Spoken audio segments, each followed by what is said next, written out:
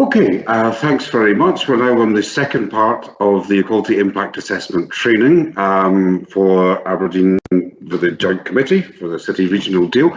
In this session, we're going to be talking about what's the legislation and what is it that's required of us as we go forward. So, just to go straight into this,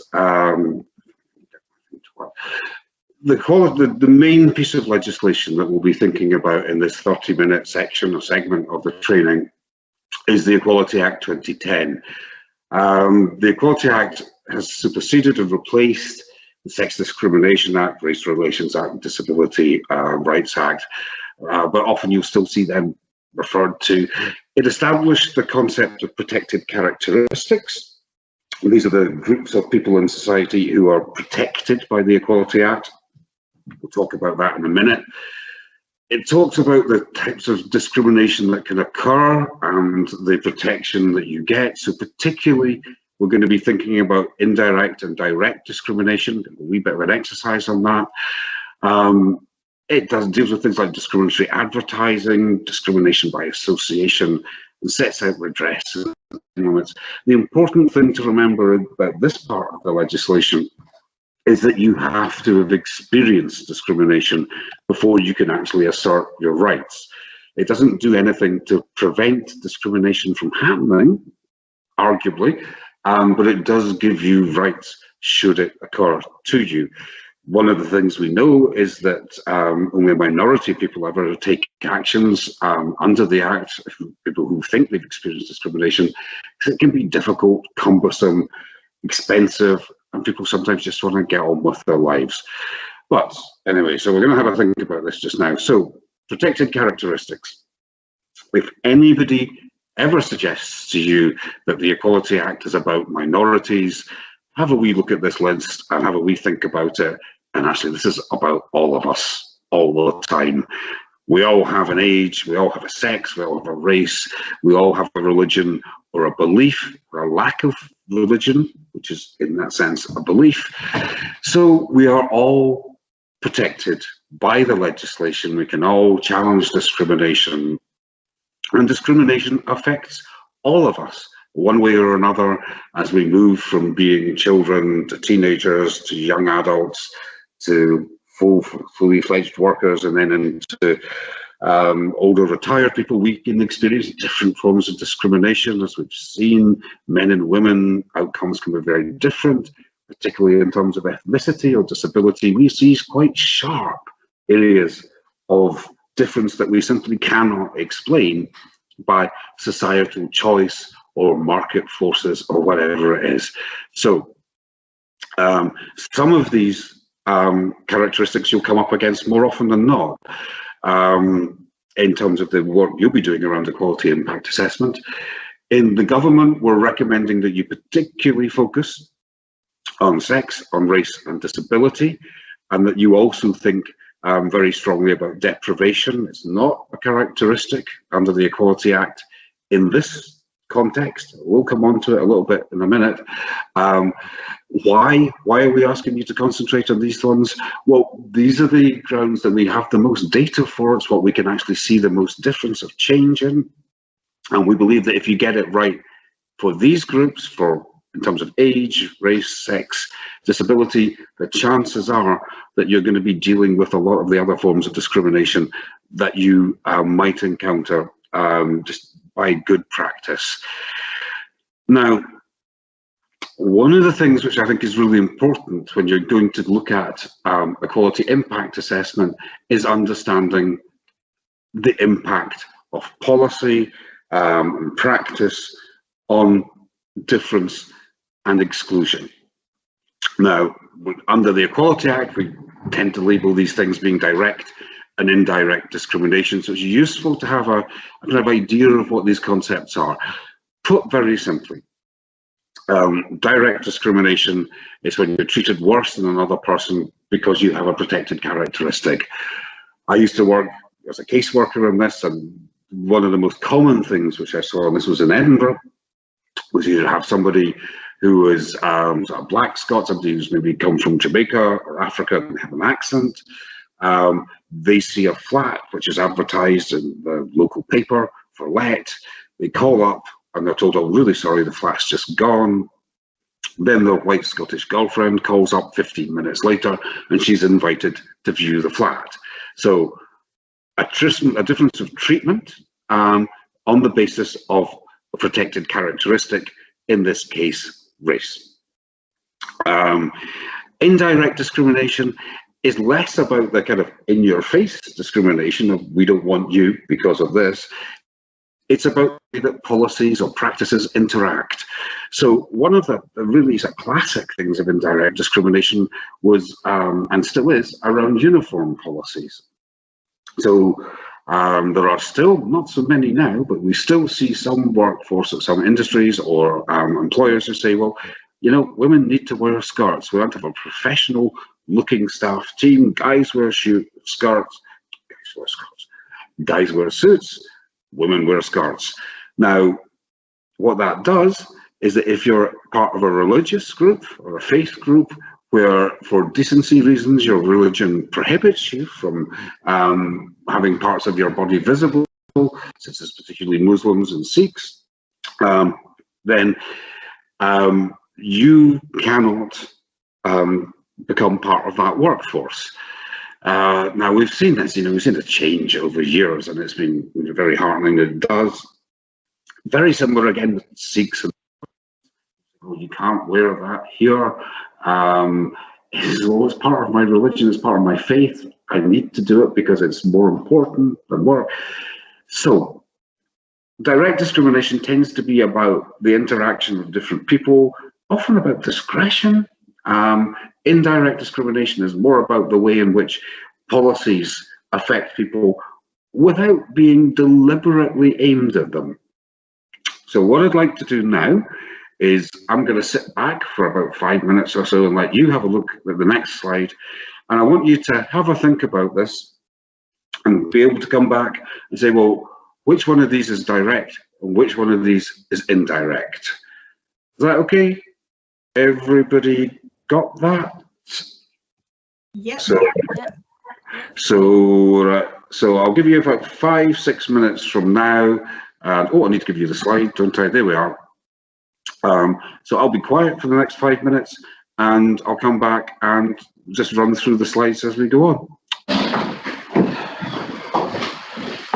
Okay, thanks very much. So if we have a look at the slides now, so these are all real examples of discrimination that's occurred in the last 5 years, almost all of it in Scotland. I'll be able to give you the examples and references as we go forward.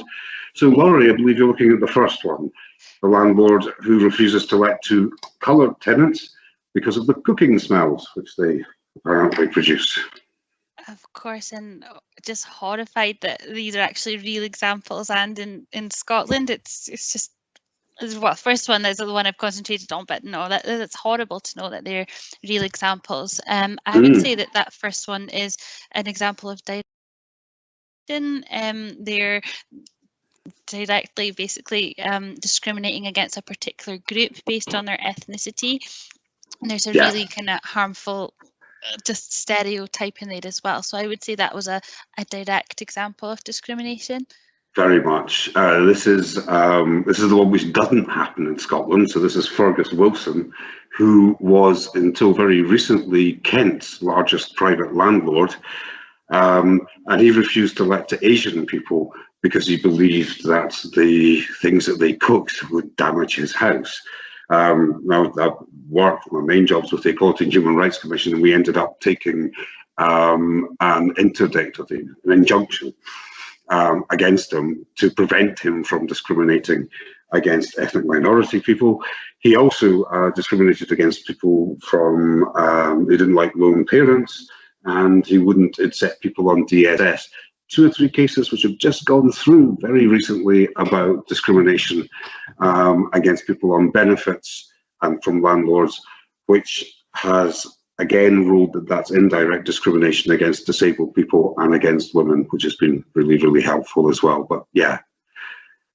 So the second one, digital by default application process for leisure services. Who'd like to pick that up? That would be myself. I would have to go with indirect.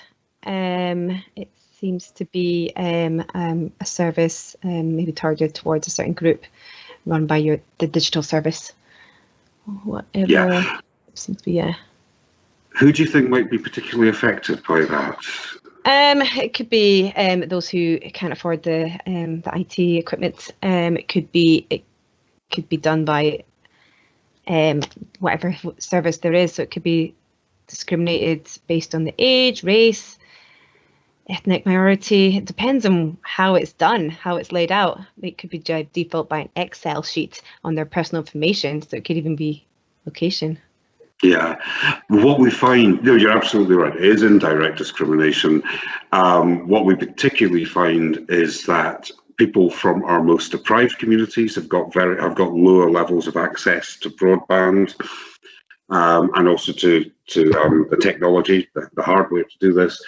Older people, about 1 in 4 older people are not, again, connected, and about 10% of disabled people. So now the really simple way around this is to have another way of doing it. So a telephone service. I've written the form, okay, a little bit more difficult just now in the middle of COVID, but this kind of one door only approach to services, whilst it suits the service provider really well, has unintended consequences, in this case for disabled people, for people on the lowest incomes, and for older people. So yeah, very clearly indirect discrimination. So, third one, women returning from maternity leave is downgraded. I would say it's direct discrimination because it's affecting a particular individual, treated her worse because of her protected characteristic of being pregnant and coming back from maternity leave. Yeah, absolutely, Catherine. I mean, this is where you can think, I really hope it is direct discrimination, because if they've got a policy of just downgrading women when they return from leave, then we're in real trouble. Yeah, as I kind of said earlier on in the first session, there is a commonality of experience for some women, particularly in white-collar occupations, where you come back from pregnancy, maternity leave, and you find out that actually somebody else is doing your job. You didn't get any training, so you find that you have been significantly disadvantaged. The example here is a woman called Pauline Rogers in Glasgow. She was working in a care provider. She told her boss that she was pregnant and she was going to be needing to take some time off. He immediately cut her hours. It's like, okay, that's not helping anything. So yeah. Very much, that's direct. It's a matter of choice. It's not a matter of policy. The gay man who's been sacked for complaining about persistent homophobic banter, I put in inverted commas. Who's going to pick that one up? Yeah, that's me. So I would say that's direct, because even though it might say banter, it's really not for that other person, and I would say it could be almost like bullying. Obviously their complaint to management wasn't treated seriously. Instead of maybe investigating and mediating, that person was sacked, so I don't think they were taken very seriously, and they're obviously worse off than their colleagues, so that's why I thought that. Yeah, absolutely. It's very much direct. Although I think it's interesting because it might feel almost like it's a practice. That it's tolerated by management. They see it happening. They might even lead it themselves. And when you complain about it, it says, "Oh, it's just a bit of banter, a bit of a laugh." And it's like, well, no, it's always about me that gets this. So though, again, this was this case was in a advertising agency in Glasgow. The guy involved, yeah, he was sacked. He just thought, well, I can't, he ended up going to tribunal. And he got about £44,000. And this one, I think, Pauline Rogers, which was the pregnancy maternity one, she went to tribunal. Again, it was about £38,000. It's not the biggest disincentive for a company, but it's not a good sign either at all. So, the railway station that doesn't have step-free access, who's picking that one up? That would be myself, and I think that would be indirect discrimination. And it will mainly be targeting people with a disability, because we're preventing them from doing something that a person without a disability could possibly do. Yeah, very much. I mean, it is indirect discrimination, absolutely, Gunda. It's not just disabled people. I think is an interesting one. This because as we know, yeah, because I was going to say people with frames and older people, and then I thought, oh, I'm just going to talk for too long. No, you're absolutely right. And you think, you know, it's 2020. 50% of Scotland's railway stations are inaccessible to wheelchair users. They're inaccessible to wheelchair users. They're going to be pretty difficult for people with prams and pretty difficult for some older people as well. The Glasgow Light Railway, which is one of the biggest public transit things in Scotland, again, 50% of the stations are inaccessible. Now, some people would say, well, look, you know, we built all of this stuff 100 years ago. Aberdeen railway station, you know, it's built 100 years ago. We can't expect it to be, well, we've renovated it quite a few times in the 100 years since it's been built. And it's a major blockage. It prevents disabled people, particularly, from getting to and from work, prevents disabled people from mixing socially, from civically, politically, economically. So there is a programme of renovating Scotland's railway stations, but it is taking forever and ever. Yeah, so it's about how you can physically design things which exclude people. Okay, second last one here. We've got a drinks company that's advertising for a youthful promo girl. Yes, I think we've all seen those advertisements for drinks with a young, beautiful woman drinking a beer somewhere. I think that is indirect discrimination, and I don't think it's aimed at anyone directly, but I think it subscribes to gender and age stereotypes. And I think these stereotypes can be quite harmful. And these types of ads can contribute to inequality in society. That's interesting. I mean, direct or indirect. I would tend to say myself that's direct, because they're kind of saying we know we do not want somebody like me, for example, an older man, to apply for this job. I mean, we all know what they mean by this. We all know what they're trying to do. It was actually quite good when we got this in at the commission. It was like, wait, this is three forms of discrimination: age discrimination, youthful, gender discrimination, girl, and it's a discriminatory advert. So, yay! We did contact them and they kind of went, oh, okay, we can't do that. I think it's one of these interesting examples where actually they probably will go on and discriminate because they know what they want, they know what they're doing, but they just can't advertise it. I know it's, it's where sometimes the law is a little bit more, isn't as sophisticated sometimes as the ways around it. Okay, Julie, you're up last. But not least, so the supermarket, which requires all staff to work at least 2 Saturdays a month. Yes, I think this is indirect, just by the wording as well. It requires all staff to work, so it's a kind of policy thing. However, it could impact on people with families, children, women, that type of. See, that's an interesting one, Julie, because the actual cases were around religion. You're right, it is indirect discrimination. It's a blanket rule which applies to everybody. Presumably the supermarket put it in terms of fairness, that everybody has to work the weekend, blah, blah, blah. In this case, directly, it's Jewish people, or indirectly, it's Jewish people for reasons would not. We've also seen cases about Fridays from Muslim communities, and we've seen cases about Sunday working from particularly evangelical Christians, arguing that disproportionately this is going to prevent me from working. I cannot comply with this instruction. But you are absolutely right, I think, as well, that if you have childcare responsibilities or other caring responsibilities where there is no other provision at the weekends, a school or a respite, I think there's a very strong arguable case. And I think the thing which, when these cases have gone to court, the thing is, well, look, this is a big high street supermarket that employs maybe 150 people.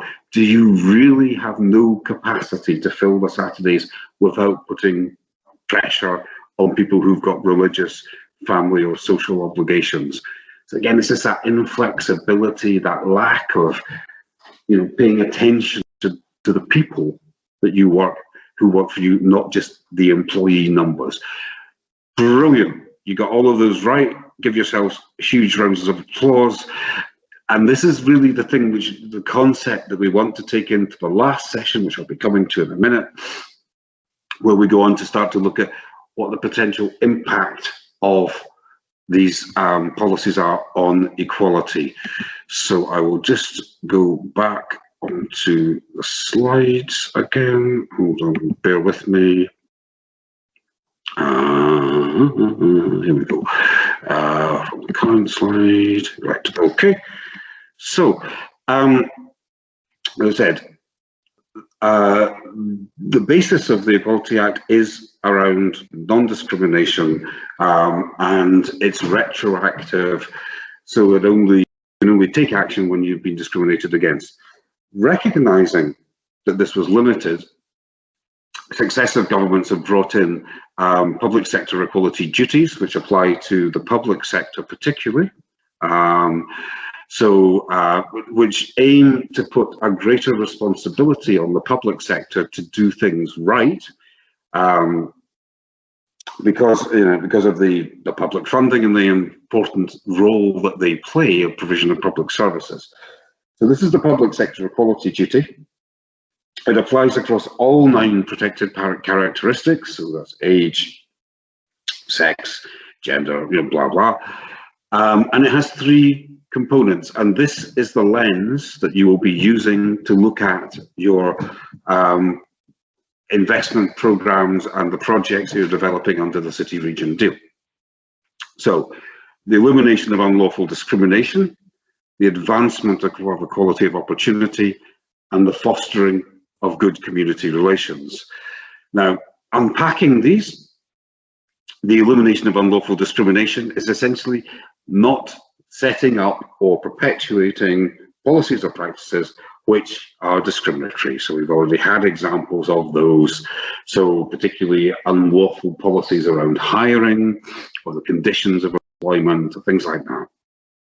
The advancement of equality of opportunity is about recognizing, as we've seen from the slides in the first section of this training, that the world is not equal and that there are some groups who have less opportunity than others. And that's often defined through a protected characteristic. So what is it that we can do as a public body to create more of that level playing field that we seem to be talking about so much? And then lastly, the fostering of good community relations. That's about not setting people against each other, making people feel or disadvantaged or disadvantaged in a way which may start to create community tensions. And we tend to see this most perhaps around race, unfortunately, also in Scotland, particularly around religion. So it's about public authorities having to think through what it is that they do.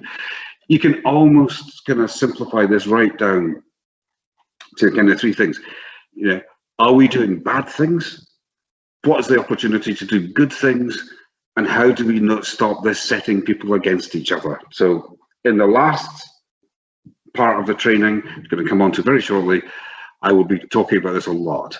So this is the specific duty about impact assessment. This is what the law requires you to do.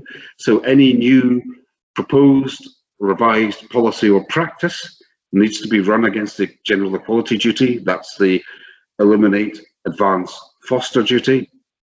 You need to take into account relevant evidence about people with protected characteristics. You need to integrate that into the policy development process. So if you identify discrimination or you identify a means of promoting or advancing equality of opportunity, that's highlighted. When you've done it, needs to be public domain, accountability and transparency.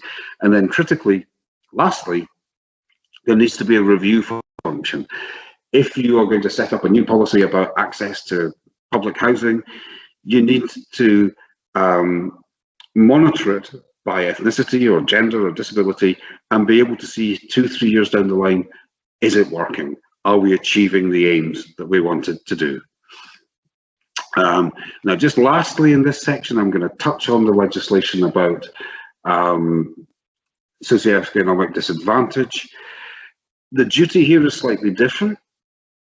And as you'll see, it refers to strategic decisions. So that's big decisions, which might be about economic development or transport, about policing in an area. So big strategic decisions, not individual decisions. And how can we organise these policies or practices or investments in a way which reduces inequalities of outcome, which are caused by socioeconomic disadvantage. And I'm going to touch on all of these three concepts as we go into the last session, which is going to be about inequality impact assessment in practice. So I'm just going to pause there for a minute. Any thoughts, questions, and we'll do the record thing.